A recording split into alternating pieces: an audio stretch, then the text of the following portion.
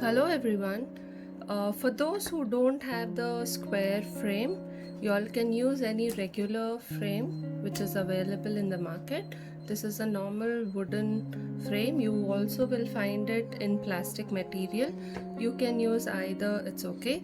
This is good for practice, but when you start professionally, I would request you all to buy a rectangular frame which is available on many Etsy stores, and you can also find it on embroidery.com, www.embroidery.com. So there also this is available.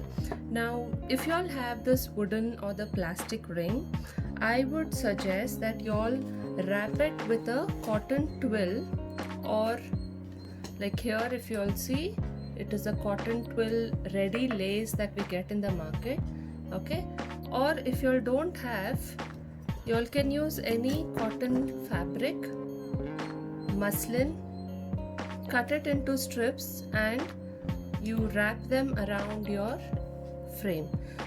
This is because you'll see sometimes when you buy from the market, even after, like even if you'll buy from a very good store, there are gaps over here.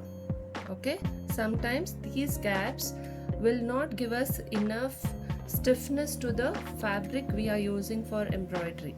So we need the fabric which is put on the frame to be really tight. So that's why what we do is we use any muslin or cotton, whatever you have at home, any rough, I mean something that is waste also would do.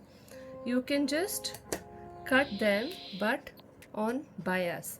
Now what bias means is, this is the selvage of the fabric. Okay, selvage is the edge, so this is the selvage, so this would be the length of the fabric, this is the width of the fabric. Okay, now this is the width and this is the length. So on bias means something that you cut at 45 degrees.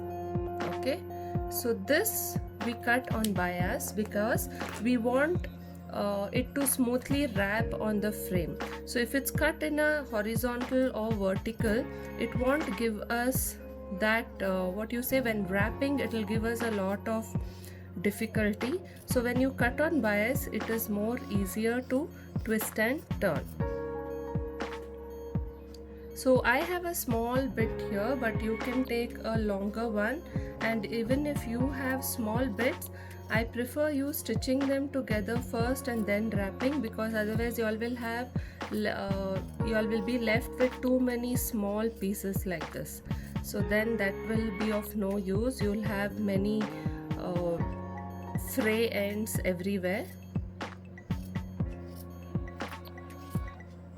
So this is the cross that I'm cutting. Okay, now if you all have a sewing machine, you all can just join these ends, so it can go like this. You join them together, and when you open up, it comes like this. Okay, you can even hand stitch it, not a problem. Now I'll just show you all with one.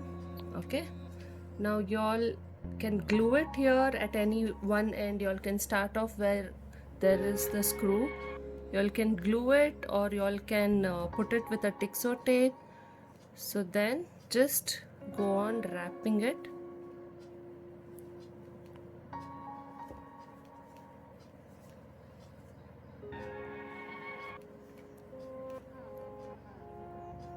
So do for both the rings, the top ring and the bottom ring.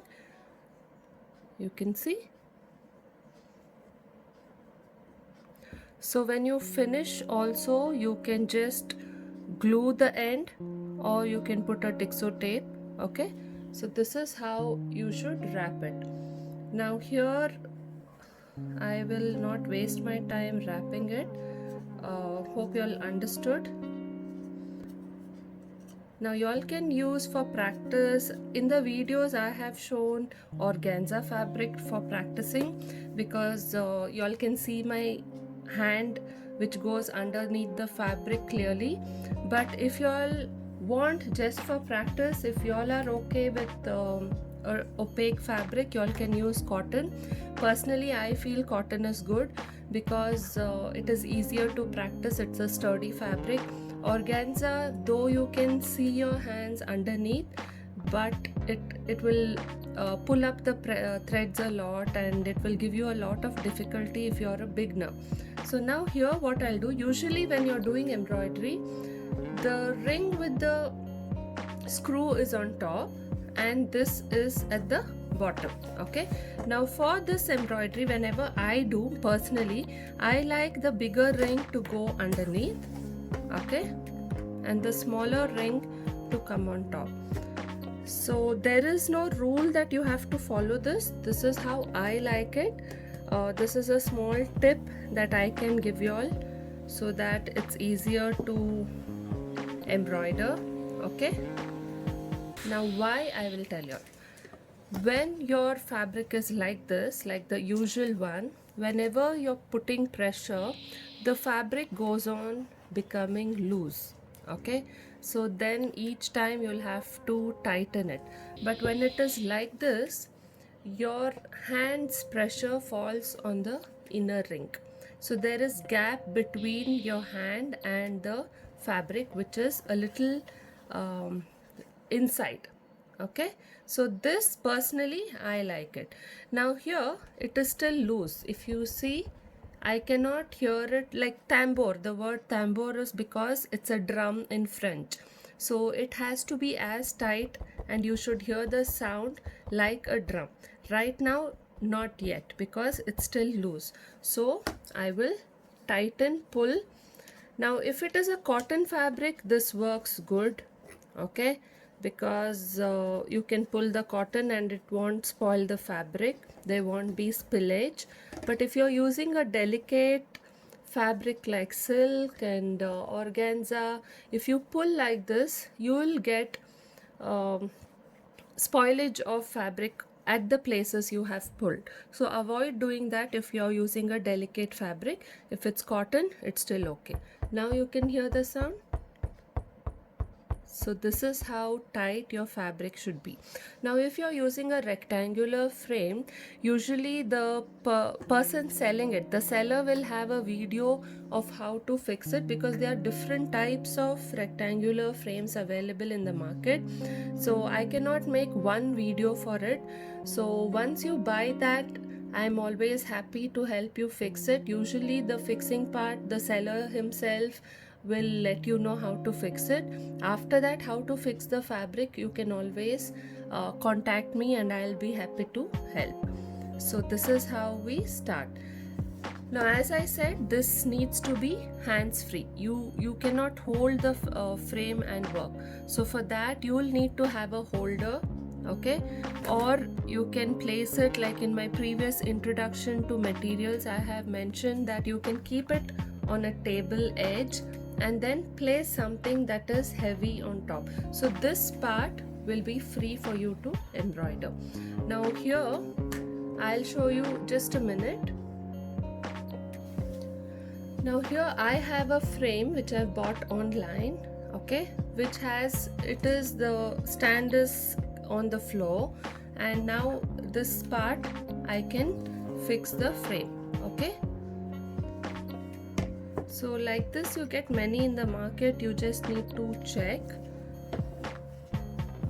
So I prefer putting the part that has the screw here in, so that it doesn't disturb me much. And I'm tightening, there's just a screw underneath to tighten the frame. So this again, usually the seller will have instructions. And now my frame is ready to use. Thanks for watching. Please do like, share and subscribe to our channel.